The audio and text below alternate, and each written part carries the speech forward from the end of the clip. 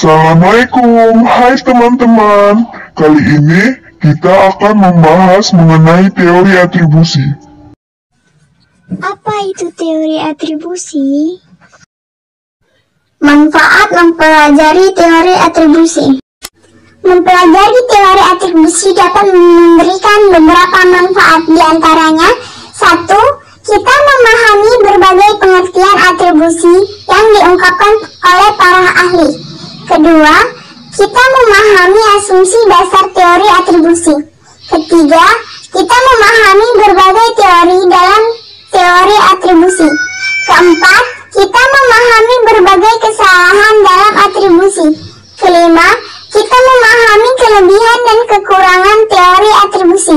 Keenam, kita memahami kritik terhadap teori atribusi.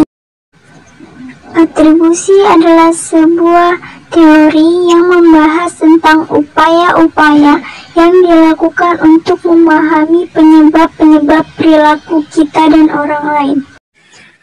4 faktor yang mempengaruhi teori atribusi.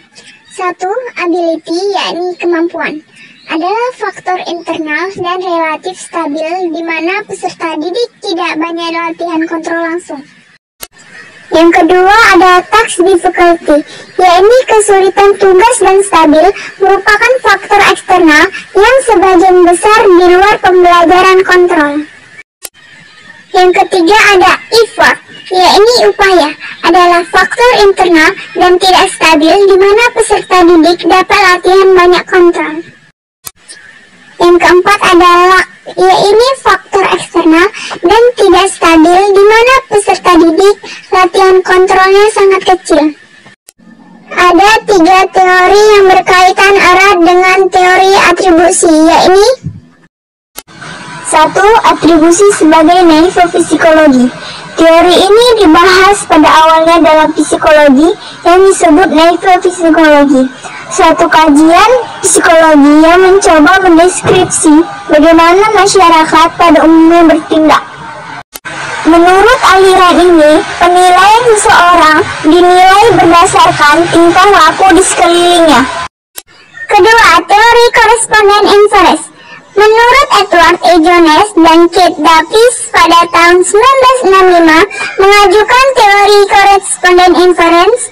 Menurutnya, ketika seseorang menilai tingkah laku orang lain atau aktor sebagai akibat dari faktor disposisi, maka sebenarnya telah menilai rencana apa yang ada pada diri orang tersebut sebagai kesimpulan yang selaras dengan tingkah laku sang aktor. 3. Covariance model.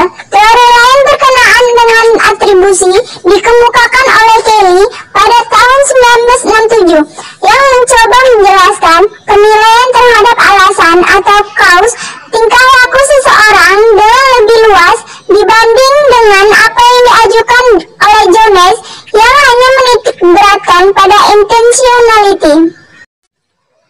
Ada beberapa bias dalam atribusi, yaitu: 1. Bias fundamental atribusi, yaitu bias yang terjadi bila pengamat dalam memberi atribusi pada pelaku lebih menekankan faktor eksposisi atau internal dari pelaku.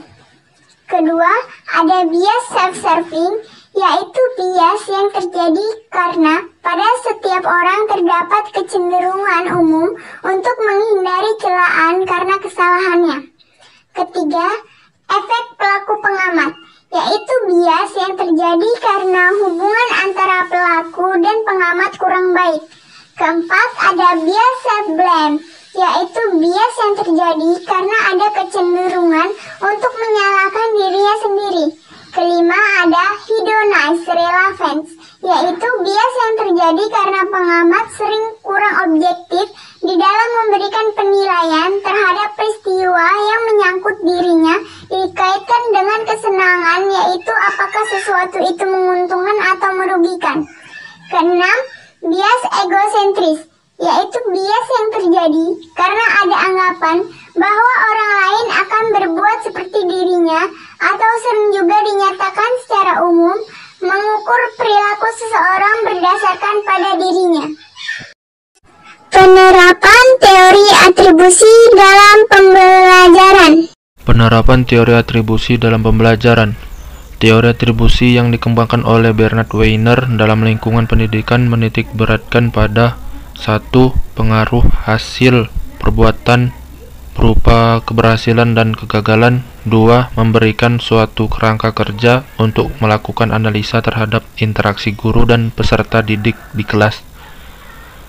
Model pembelajaran langsung dalam teori ini merupakan model pembelajaran yang sering digunakan oleh sebagian besar guru.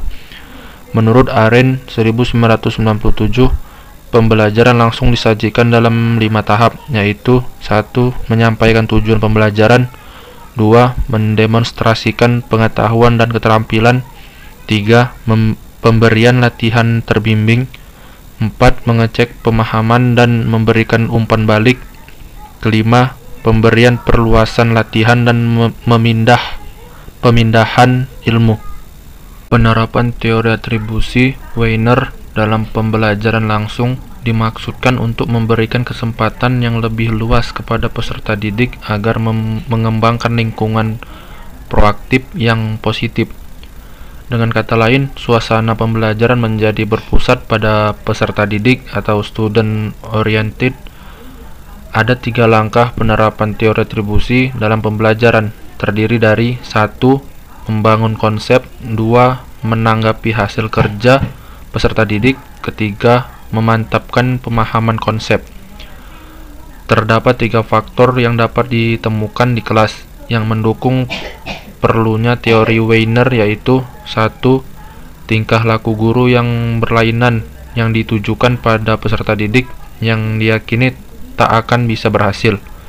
Kedua, penggunaan pujian dan celaan yang berbeda-beda di kelas. 3. Ciri siswa atau peserta didik. Contoh, mendudukan peserta didik yang berprestasi rendah jauh dari guru dan atau di dalam kelompok. Menuntut kerja dan usaha yang semula jauh dari perhatian guru dikarenakan kurangnya kesempatan untuk menjawab pertanyaan ataupun bertanya.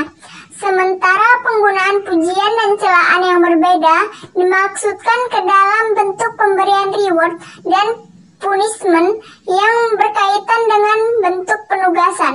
Pujian secara khas diberikan untuk usaha yang membuahkan hasil baik.